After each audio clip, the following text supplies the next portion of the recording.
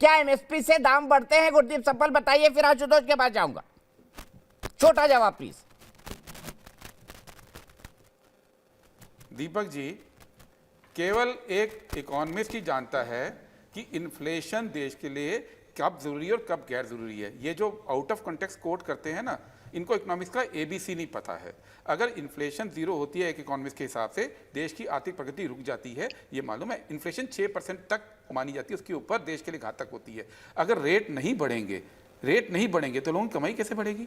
आपको ये मालूम ही नहीं है। ये बात को कहीं से उठाते हैं, कहीं चिपका देते हैं। इनको आप कह रहे हैं कि एमएसपी से इन्फ्लेशन बढ़ता है, कांग्रेस पार्टी का ये बयान है। कमेटी नरेंद्र मोदी जी के अंडर में किसने बनवाई थी? कमेटी?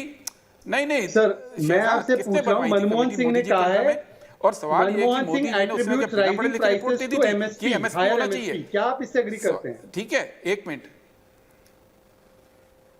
एमएसपी से दाम बढ़ते हैं, ये मनमोहन सिंह ने कहा, आप एग्री करते हैं या ना? लेकिन एमएसपी आपके यहां से दुगनी बढ़ाई, एमएसपी बढ़ाई ना।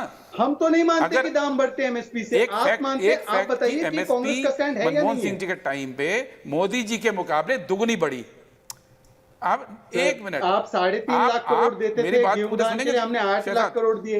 हमने कभी किसान को ये नहीं कहा कि तुम्हारी एमएसपी से दाम बढ़ रहे हैं, प्राइस बढ़ रहा है। हमने कभी नहीं पूरी कहा। बात सुनेंगे तो मैं बोलूंगा। मोदी जी कह ही नहीं सकते। मोदी जी उस परिवार से आते जो किसानों का, गरीबों का है। आपके बहुत संपन्न परिवार है, तो आप कहते हैं कि मेरी शैंपेन की जो प्राइस है वो आप किसानों की वजह से बढ़ रही है, मेरी दारू की प्राइस है वो किसानों की वजह से बढ़ रही है। देखिए, हमारे प्रधानमंत्री तो चाय बेचने वाले परिवार से आए हैं, तो हम कतई नहीं कह सकते। अच्छा शहजाद, क्विक जवाब ले ले, मुझे आशुतोष के पास जाना है। अनफेयर होगा अगर मैं उनके पास नहीं जाऊंगा तो। क्विक जवाब गुरदीप भाई। अब शहजाद, आपकी बात का मैं चुप रहा। दीपक जी आपकी इसकी बात पे मैं चुप रहा। अब बात, मेरा जवाब ले लीजिए पहले। शहजाद को ये मालूम नहीं है कि यूपीए के टाइम पे एमएसपी 2 गुना बढ़ी बनस्पत की मोदी जी के। अगर मनमोहन सिंह जी ने जो भी बोला एमएसपी से भाव बढ़े या नहीं बढ़े, सवाल यह कि एमएसपी ज्यादा दी किसने? आपके टाइम पे एमएसपी इस साल कितनी बढ़ी? 1% मूंग के ऊपर, 3% रागी के ऊपर, 1% मक्के के ऊपर, 5% मूंगफली के ऊपर, और इन्फ्लेशन आपका है 9%, 10%। इनपुट कॉस्ट बढ़ गई है 25,000 रुपया प्रति हेक्टेयर। ठीक है। और आप कहते हैं, लेकिन उससे पहले आशुतोष, सदन में जो कुछ हुआ देखकर आपको अच्छा लगा कि चलिए कृषि कानून वापस हो गए, या डिस्कशन नहीं हुआ, उसको अभी भी आप एक बड़ा मुद्दा मानते हैं? एमएसपी कांग्रेस ने दी। दीपक, सबसे पहली बात तो ये कि जो गुरदीप सप्पल जी बात कह रहे हैं वो बात सही है। केरला ने 2022 अक्टूबर के महीने में एमएसपी वेजिटेबल्स और फ्रूट्स के ऊपर दी थी। ये फैक्ट है। अगर आप गूगल करेंगे तो हमारे ख्याल से इसकी जानकारी भी मिल जाएगी और पूरी डिटेलिंग भी उसमें मिल जाएगी। चलिए, सप्पल साहब का आधा काम आपने कर दिया, बढ़िया है। मैं देखता हूं अभी गूगल पे। नहीं, आधा काम करने की बात ही मैंने कहा कि चूंकि आपके चैनल पे डिबेट हो रही है तो सच बात जनता के पास होनी चाहिए।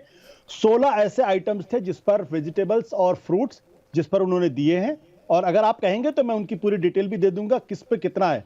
टेपियोका पे 12 है, केला पे 12 है, वेनाट बनाना पे 24 है, पाइनएप्पल पे 15 है, एस गोट पे, तो पूरी डिटेलिंग है उस पे।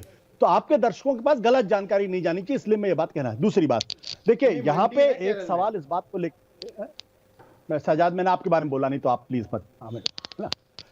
बेसिक सवाल क्या है? बेसिक सवाल इस बात को लेकर यह है कि इतना महत्वपूर्ण कानून था, और आप जानते हैं कि मैं ये जो किसान फार्मर्स के जो कानून है इनके पक्ष में था, लेकिन जो सरकार बिना किसी तरीके की बहस करने के, बिना किसी डिस्कशन करने के अगर वो कानून लेकर आती है, 1 साल तक सारे किसान इस पर बुरी तरीके से आंदोलन करते हैं, 700 से ज्यादा किसानों की जान जाती है, उनको आतंकवादी, उनको पाकिस्तान परस्त, उनको चीन परस्त, उनको मवाली, उनको आंदोलन जीवी, न जाने क्या क्या कहा जाता है।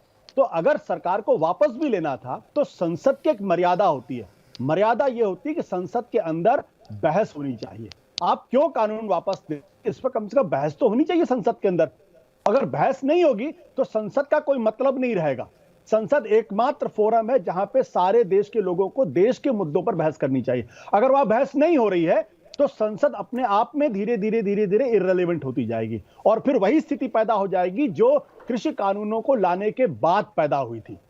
अगर बहस कर ली गई होती, अगर इसमें किसानों से चर्चा कर ली गई होती, तो ये किसान पिछले 1.25 साल से 1 साल से आंदोलन नहीं करते। इसलिए जब वापस लेते समय भी अगर सरकार ने बहस नहीं की तो ये सरकार की गलती है और सरकार को अपनी गलती माननी चाहिए।